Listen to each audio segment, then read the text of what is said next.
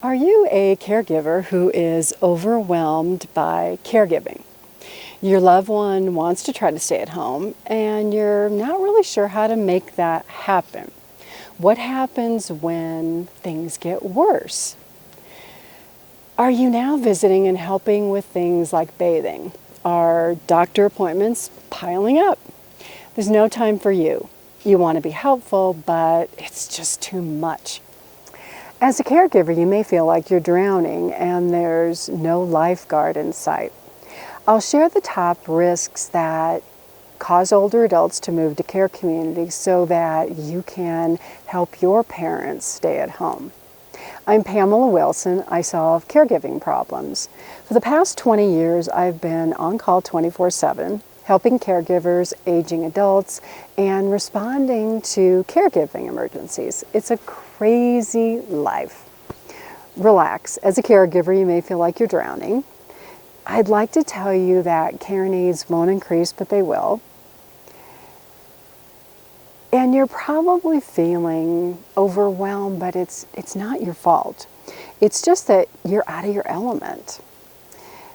Perfect example is I was at the grocery store this last week, and I'm always very organized. I have my list and I'm going down the aisles. And I walked down an aisle and there are 3 firemen standing to my left, just staring at the shelf. So I walked by, I walked back, and they're still standing there staring. And I noticed that they're looking at a can of chili and they cannot decide what to buy. My thought is, oh my gosh, if I were on the 10th floor of a burning building, these men would rush in, rescue me, swoop me out, take care of me. That's what they do. It's easy for them. In the grocery store, they were out of their element. Caregivers are exactly the same. You are great at your day job, whatever that may be, but when it comes to caregiving, you are paralyzed, frozen. As you can see, it's winter out here, and you're stuck. You can't decide. The important thing for caregivers is to know when you need help. Wouldn't it be nice to just have somebody who could tell you what to do? Here I am. Here are the top risks that older adults have to move to care communities. And the important thing is, if you notice these, do something. Don't wait to act. It's these little small things that build up and escalate and cause people to move. So, number 1 is just the declines that come with aging. So, physical difficulties.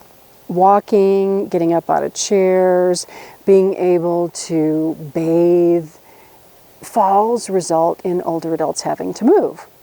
Incontinence and hygiene are number 2. Just the inability to manage continence and accidents. Older adults are so embarrassed. But there's solutions. There are portable commodes, urinals, there's Depends that people can use. It's just like, remember when you had babies and used to get lap pads? There's all kinds of products. There are pads that can be put on furniture to help with incontinence, Depends, again, things like that. Next one is medication management. The more medications older adults take, the difficult it is to organize all of them and take all of them. Taking medications incorrectly or not at all, or forgetting, actually the number 6th or 7th reason that older adults end up in emergency rooms. Poor nutrition is next. 35 to about 50% of older adults over age 65 are malnutritioned. Can't tell by looking, but what causes or what results from malnutrition is poor health, more frequent infections, low energy. Nutrition affects digestion. It affects so many things, and it actually results in early death if it's not taken care of. There are many solutions for that. Dehydration is another one. This is kind of the opposite of incontinence. Older adults don't want to drink, so they get dehydrated, end up in the emergency room, become disoriented. They don't want to have to get up and go to the bathroom, not realizing that getting up and going to the bathroom is exercise. It supports physical activity and strength. Last one is memory loss. Memory loss actually starts 10 years before most people are diagnosed, but nobody recognizes the signs. Memory loss eventually results in people being unable to live at home by themselves. But if you notice early enough and put help in place, your parents can stay at home as long as possible. I know all of this sounds like way too much to watch for. It's really not. It's simple. There are lists on my website.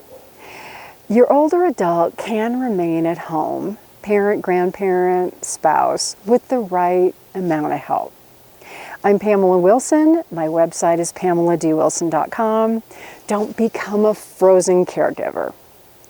If you found this information helpful, I'd appreciate a like and a love. Comment, tell me your number one caregiving concern, and please share this video with others. 1 in 4 people are caregivers, frozen, unable to make decisions. I'll see you in the next video.